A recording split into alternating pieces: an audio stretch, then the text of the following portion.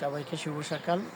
আসলে দেশের বাইরে উন্নত দেশগুলোতে যে ধরনের ব্যবস্থা থাকে তার একটা নমুনা হচ্ছে এই জায়গাটা। আজকে আমরা গাড়ির অ্যাপস থেকে বের হয়েছি। এটা স্বাভাবিক সব জায়গায় থাকে। দেখেন কি সুন্দর একটা চমৎকার ব্যবস্থা যদি দেখাই। আমরা এই যে স্টেশনে আছি এখানে আছে, এখান থেকে গাড়িটি আমাদের অফিসের দিকে যাবে। এখন এই গাড়িটি আসতে ঠিক 5 মিনিট বাকি আছে। পরবর্তী গাড়ি 43 মিনিট, তারপরের গাড়ি 1 ঘন্টা 28 মিনিট। আমরা 5 মিনিট বাকি আছে। ঠিক কাটা 5 মিনিট পরেই গাড়িটি এখানে আসবে এবং গাড়ির নাম্বারটাও দেওয়া আছে 421। এখন এই সময় এখন এখানে ভোর 6:30 বাজে রোমানিয়ার রাজধানী বুখারেস্টে। আমরা বুখারেস্টের এক পাশে, সেখান থেকে আমরা বুখারেস্টের শহরের ভিতরে যাব সেজন্য।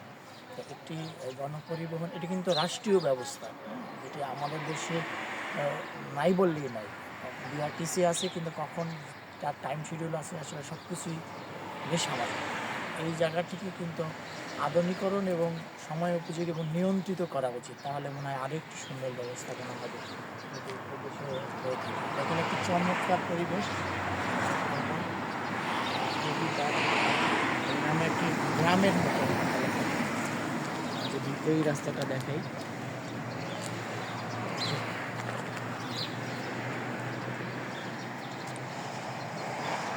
আর মাত্র 3 মিনিট বাকি আছে।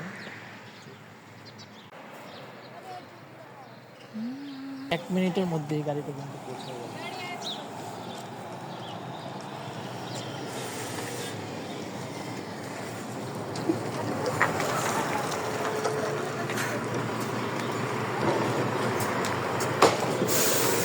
গাড়ি পাকাপাকি ছুটির দিন,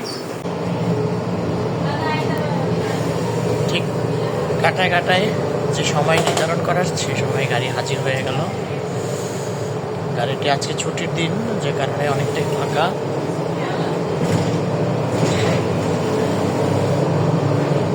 এই গাড়িগুলোর একটি অন্যরকম ব্যবস্থা হচ্ছে এই যে একটা ডালার মতো রাখা আছে, যখন কোনো প্রতিবন্ধী বা হুইল চেয়ার নিয়ে কেউ উঠবে তখন কিন্তু এটি ওই গাড়িতে রাস্তার সাথে মিলিয়ে দেয়, যাতে সহজেই প্রতিবন্ধী বা হুইল চেয়ার ব্যবহারকারী বয়স্ক তারা যেন